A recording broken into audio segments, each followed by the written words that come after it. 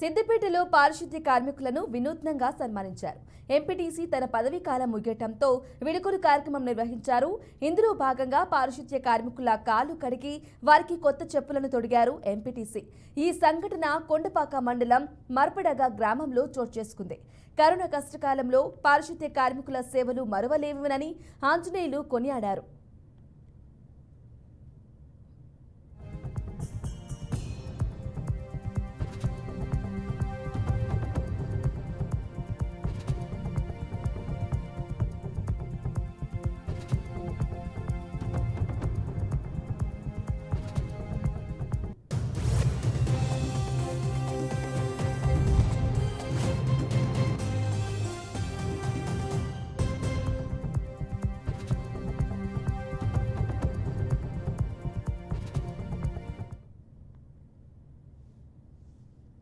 ఈరోజు మర్పడగ గ్రామంలో నా ఎంపీటీసీ పదవి విరమణ సందర్భంగా నా గ్రామ పంచాయతీ పరిధిలో పనిచేస్తున్న కార్మిక సోదరులకు చిన్న సన్మాన కార్యక్రమం ఏర్పాటు చేయడం జరిగింది.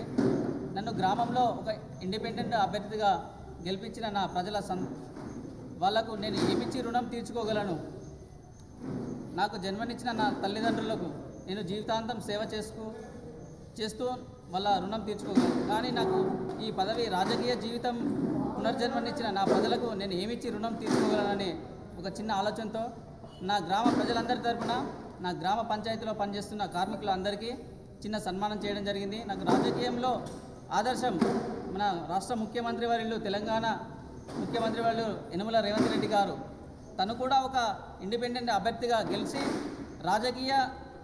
రాష్ట్రానికి ఒక ముఖ్యమంత్రి అయిన సందర్భంగా నేను అతన్ని ఆదర్శంగా తీసుకుంటూ నేను రాజకీయాలకు ముందుకు వెళ్తున్నాను. అలాగే మన భారతదేశానికి ప్రధాని మోడీ గారి జీవితాన్ని ఆధారంగా చేసుకుంటూ, రాజకీయ ఆధారంగా చేసుకుంటూ నేను కూడా మన గౌరవనీయులు